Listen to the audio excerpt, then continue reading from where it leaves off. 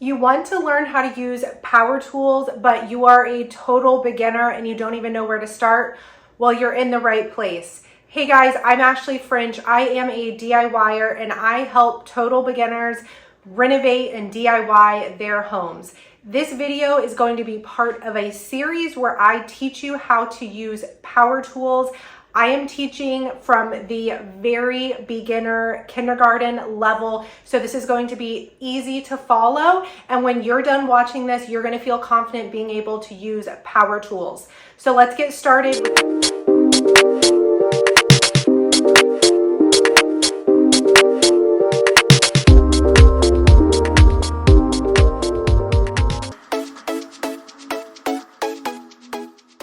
Next, we have the jigsaw, which can cut along a straight line and also be used to make intricate curved cuts, and it can be used on a variety of materials.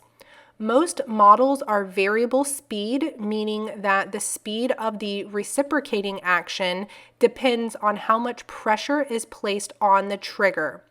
Releasing the trigger will slow or stop the saw blade. The base of the jigsaw, called the shoe, rests on top of the material that you are cutting. The orbital adjustment knob here on the side adjusts the blade to move in a circular movement, which enables you to saw faster in a straight line. The less orbital action you use, the more accurate your cut is.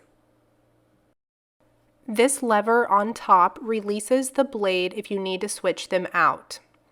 You simply lift the clamp and insert your blade between the clamp and the saw bar as far as possible, and then release the lever and lock the blade clamp.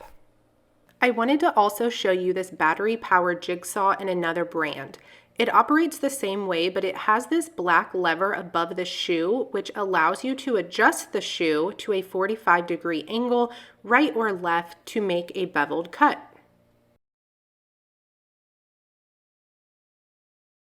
Jigsaws are most commonly used to make odd and intricate cuts that aren't possible with a typical saw. On this board, for example, I need to cut out this square shape. I start by resting the shoe on the panel and lining the blade of the jigsaw up with the pencil line. I pull the trigger to get the blade to full speed, and then I guide the saw along the cutting line, keeping the shoe flat against the material. For this particular cut, I do the two straight lines, and then I have to use a drill to make a hole in one of the corners, giving the jigsaw a place to start, and then I'm able to make my final cut using the jigsaw.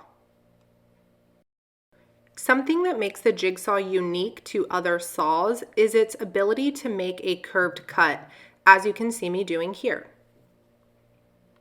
A jigsaw is a great beginner tool in my opinion. I think that it is the least intimidating saws of all the saws I will share in this course. A time that I would use a jigsaw is when I need to make some kind of intricate cut in any kind of paneling, so it could be brick paneling, beadboard, or even just a sheet of wood. An example would be if you were putting up beadboard or some kind of paneling on your wall and you needed to cut out a box in the middle of the panel to fit a light switch or an electrical outlet. That would be a great time to use your jigsaw. You can switch the blade out in a jigsaw depending on the material that you are cutting. I have seen people use this to cut everything from sheets of wood in MDF to thin sheets of plastic and metal and more. An example of when I would not use my jigsaw is if I needed to make a really accurate straight line cut. Since your hand is guiding a jigsaw, it is just very difficult to get a perfectly straight line.